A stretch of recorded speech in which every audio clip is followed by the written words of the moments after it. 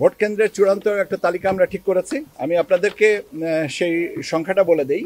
সেটা হচ্ছে যে আমাদের 64টা জেলার 300 কনস্টিটিউয়েন্সির ভোট কেন্দ্রের সংখ্যা 42,761। 42,761 এটা হচ্ছে কেন্দ্রের সংখ্যা। আর কক্ষের সংখ্যা হচ্ছে পুরুষদের জন্য 1,15,137, 1,15,137, আর মহিলাদের জন্য 1,29,602, 1,29,602, এই মিলিয়ে 2,44,649। এই হচ্ছে আমাদের চূড়ান্ত ভোট কেন্দ্রের সংখ্যা, 2,44,649। এটা হচ্ছে মোট কক্ষ পুরুষ মহিলা মিলিয়ে। অস্থায়ী কেন্দ্রের আমরা প্রাথমিকভাবে আমাদের এখন পর্যন্ত হিসাব হচ্ছে 14টা, এবং সেখানে অস্থায়ী কক্ষের সংখ্যাও দাঁড়াবে আপনার 12,000-এর মতন। এই হচ্ছে আপনার যেটা ছিল। আপনাদের অনেকেরই কথা ছিল যে এটা জিজ্ঞাসা করেছিলেন আমাকে যে এটা প্রকাশ করছি না কেন। আসলে আমরা সময় মতনই এটা রেডি করেছি, হয়তো আমি আমার অনুপস্থিতিতেই কারণেই এটা আপনাদেরকে তাৎক্ষণিকভাবে জানাতে পারিনি। একটি কক্ষে আমাদের ক্যাচমেন্ট এরিয়া হচ্ছে 3,000, গড়ে 3,000 ভোটারের সংখ্যা, এবং সেই সংখ্যা অনুপাতে এটা কক্ষ বিন্যাসটা পরবর্তীতে হবে। এটা ভোট ব্যবস্থাপনার সাথে এটা আরো পরে করবো। এটা পদ্মা সেতু, মেট্রো রেল এবং এলিভেটেড এক্সপ্রেসওয়ে নির্মাণের গর্বিত অংশীদার বসুন্ধরা সিমেন্ট। আপনাদের আরো কিছু প্রশ্ন আছে, সেটা যেটা আমাকে কালকে জিজ্ঞাসা করেছিলেন যে আমাদের কর্ম পরিকল্পনার সাথে আমরা কিছুটা পিছিয়ে পড়েছি কিনা। হ্যাঁ, একটা বিষয় আমরা, একটা না দুটো বিষয় আমরা এখন একটু পিছিয়ে আছে আমাদের কর্ম পরিকল্পনা অনুযায়ী। একটা হচ্ছে যে রাজনৈতিক দলের নিবন্ধন, আর একটা হচ্ছে পর্যবেক্ষক সংস্থার নিবন্ধন। তো রাজনৈতিক দলের নিবন্ধনের ব্যাপারে আমরা অতীতেও আপনাদেরকে বলেছি যে 22টা যে রাজনৈতিক দলের আমরা প্রাথমিকভাবে আমরা মনে করেছি যে বিবেচনা যোগ্য, তাদের বিষয়ে বাড়তি আরো কিছু তথ্যানুসন্ধানের জন্য আমরা মাঠ পর্যায়ে কিছু তথ্য কালেক্ট করেছি, এবং এটা ইনশাল্লাহ এই সপ্তাহের ভিতরে আমরা কমপ্লিট করতে পারবো।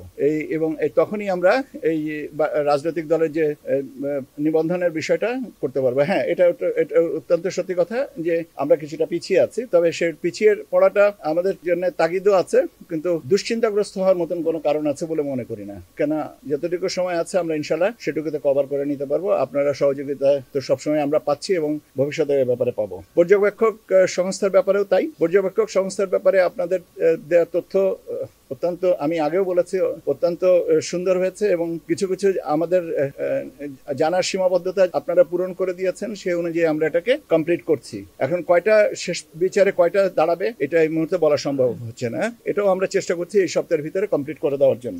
আমি ওই চাইটা বলছি যে এটা যেহেতু পর্যালোচনার পর্যায়ে আছে, অতএব আমরা এই সপ্তাহের শেষের দিকে আপনাদেরকে আরেকবার ব্রিফ করতে হবে আমার এই বিষয়টা নিয়ে, রাজনৈতিক দল এবং পর্যবেক্ষক সংস্থার ক্ষেত্রে এটা করতে হবে। আরেকটা জিনিস আপনারা জানতে চেয়েছিলেন, বিএনপির রাজনৈতিক দলের থেকে এসে রাজনৈতিক প্রতীকের জোটবদ্ধ এটা কমিশন সিদ্ধান্ত নেবেন এ ব্যাপারে কি করবেন না করবেন। তবে প্রাথমিকভাবে বলা যেতে পারে যে এটা উপদেষ্টা পরিষদের থেকে যেটা অনুমোদিত হয়ে গেছে, এটা আইন মন্ত্রণালয়ের কাছে প্রাথমিকভাবে আছে। এখন বাকিটা কমিশন চিন্তা করবেন যে এটা কি করা যেতে পারে। প্রতীক বরাদ্দের ব্যাপারটা যেটা আছে সেটা হচ্ছে যে আপনার যে রাজনৈতিক দলগুলোকে প্রাথমিকভাবে চিহ্নিত করে মানে মনে করি যে এরা নিবন্ধন পাওয়ার যোগ্য, তাদের বিজ্ঞপ্তি দিতে হবে। সেই বিজ্ঞপ্তির সময় তাদেরকে প্রতীক চিহ্নিত করেই বিজ্ঞপ্তি দেওয়া হবে। এইটা হচ্ছে অবস্থান। এখন আপনি এই ব্যাপারে তো কমিশন আগেই তার অবস্থান বলেছে। সেক্ষেত্রে আমি আপনাদেরকে বলেছি যে এ ব্যাপারে নির্বাচন কমিশনের অবস্থান যা বলা হয়েছে, এখান থেকে এখনো পর্যন্ত আমার কাছে বিকল্প কোনো প্রস্তাব দেওয়ার বা কথা বলার কোনো তথ্য আমার কাছে নেই। কাজে নির্বাচন কমিশন যেটা বলেছে যে তারা স্ববিবেচনায় নিজের একটা প্রতীক বরাদ্দ করে দিবে, সেটাই হচ্ছে এখনকার পর্যন্ত অবস্থান। এটা নির্বাচন কমিশন মনে করেছে এটা রাখার দরকার নেই সেটা, এবং তফসিল সে করেনি। এটার ব্যাপারে যদি আইনি ব্যাখ্যাটা, তাহলে তো আইনজ্ঞকে জিজ্ঞেস করতে হবে, আক্তার আহমেদকে নয়। আপনার আরেকটা প্রশ্ন, আমার মনে হয় যে এটা একটা, এই প্রশ্নের উত্তরটা একটু টেকনিক্যাল ব্যাপার আছে। আরপিও সংশোধনের আগে পাশাপাশি রাজনৈতিক দলগুলোর সাথে ঐক্যমত্য কমিশনের কি বলে যাতে অনেক দীর্ঘমেয়াদী আলোচনা হয়েছে। কাজে কোনো জায়গায় সাংঘর্ষিক থাকলে সেটা নিশ্চয়ই সেভাবেই আলোচনাটায় আসতো এবং সেটাই উপস্থাপিত হতো। আমার জানা মতে এখনো পর্যন্ত কোনো সাংঘর্ষিক অবস্থা হয়নি। কাজে এটা অনুমানের উপরে কথা না বলাটাই ভালো।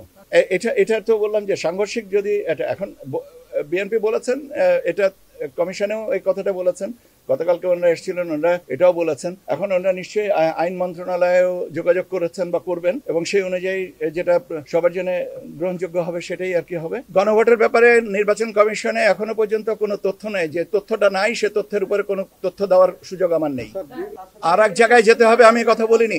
আমি আর এক জায়গায় যদি আইনি ব্যাখ্যাটা যেটা হচ্ছে সেটা হচ্ছে যে আমাদের তফসিলে নাই, অর্থাৎ আইনগতভাবে তফসিলে না থাকার কারণে দেওয়া হয় না। এখন এটাই হচ্ছে আমরা আগাগোড়াই বলে আসছি। এখন আমি এই কথাটাই বলছি, তফসিলে না থাকলে দেওয়ার কোনো সুযোগ নেই। এখন তফসিলে কেন অন্তর্ভুক্ত করা হয়নি এটা কমিশন থেকে ভালো করে, কমিশন যখন আপনাদের সামনে আসবে তখন আপনারা তখন মাননীয় কমিশনকে এটা জিজ্ঞাসা করেন। আমার পক্ষে তো এটার উত্তর দেওয়া সম্ভব না। আপনি এখন পার্সেন্টেজ অনুযায়ী যদি জিজ্ঞেস করেন তাহলে আমি বলবো যে 90%, 95%, দুটো বিষয়, এবং এই সপ্তাহে হয়ে গেলে 100%।